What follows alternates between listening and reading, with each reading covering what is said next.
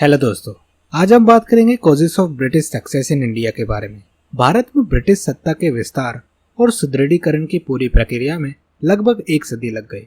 इन 100 विषम वर्षों में अंग्रेजों ने भारत के शासकों के रूप में उभरने के लिए अन्य तंत्रों के अलावा कई कूटनीतिक और सैन्य रणनीति का इस्तेमाल किया। युद्ध और प्रशासनिक दोनों नीतियों का उपयोग अंग्रेजों द्वारा विभिन्न राज्यों पर अपनी शक्ति थोपने और अंत में पूरे भारत पर अपने स्वयं के शासन को मजबूत करने के लिए किया गया था।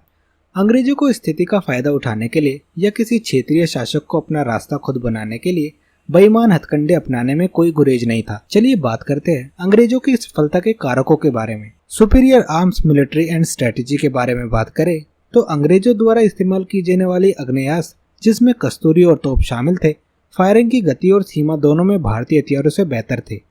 इससे महसूस करने पर कई भारतीय शासकों ने यूरोपीय हथियारों का आयात किया और अपने सैनिकों को प्रशिक्षित करने के लिए यूरोपीय अधिकारियों को नियुक्त किया। लेकिन दुर्भाग्य से भारतीय सैन्य अधिकारी और रैंक कभी भी अंग्रेजी अधिकारियों और अंग्रेजी सेनाओं से मेल नहीं खा सके। भारतीय शासकों के अन्य अधिकारी और सेनाएं मात्र नकलची बन गए। Better military discipline and regular salary की बात करें तो वेतन के भुगतान की एक नियमित प्रणाली और सख्त अनुशासन व्यवस्था ही वे साधन थे जिनके द्वारा अंग्रेजी कंपनी यह सुनिश्चित करती थी कि अधिकारी और सैनिक वफादार हो। उनकी ओर से अधिकांश भारतीय शासकों के पास नियमित रूप से वेतन देने के लिए पर्याप्त धन नहीं था। मराठों ने कभी कभी अपने सैनिकों को भुगतान करने के लिए राजस्व को एकत्र करने के लिए अपने सैन्य अभियानों को मोड़ दिया। इसके अलावा भारतीय शासक व्यक्तिगत अनुचारों या भाड़े के तत्वों के झुंड पर निर्भर थे, जो अनुशासन के लिए उत्तरदायी नहीं थे और विद्रोही हो सकते थे या विद्रोहियों में शामिल हो सकते थे। Civil discipline and fair selection system की बात करें, कंपनी के अधिकारियों और सैनिकों को उनकी विश्वसनीयता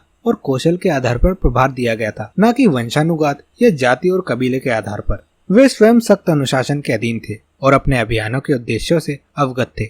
इसके विपरीत भारतीय प्रशासकों और सैन्य अधिकारियों की नियुक्ति जाति और व्यक्तिगत संबंधों के आधार पर की जाती थी। अक्सर योग्यता और क्षमता की अवहेलना की जाती थी। नतीजतन उनकी क्षमता संदिग्ध थी और वे अक्सर अपने हितों को आगे बढ़ाने के लिए विद्रोह और विश्वासघाती हो जाते थे। Brilliant leadership and support of second line leaders की बात करें तो Clive, Warren Hasting, Elphinstone, Munro, Marquess of Dalhousie आदि ने नेतृत्व के दुर्लभ गुणों का प्रदर्शित किया। सर आयरकूट, लॉर्ड लेक और आर्थर वेलेस्ली जैसे माध्यमिक नेताओं की एक लंबी सूची का भी अंग्रेजों को फायदा था, जिन्होंने नेतागिरी के लिए नहीं बल्कि अपने देश के कारण और गौरव के लिए लड़ाई लड़ी।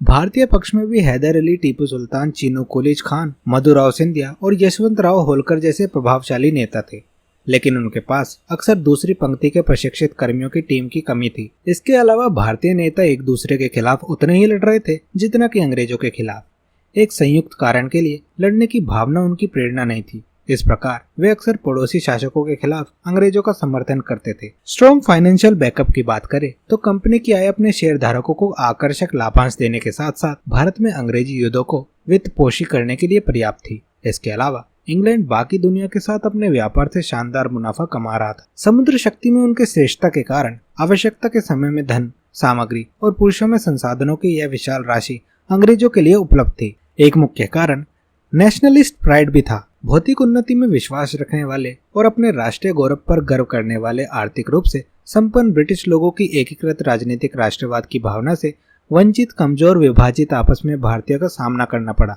भारतीयों में भौतिकवादी दृष्टि का अभाव भी अंग्रेजी कंपनियों की सफलता का एक कारण था। तो यह था चैप्टर 5 का एक important topic, causes of British success in India.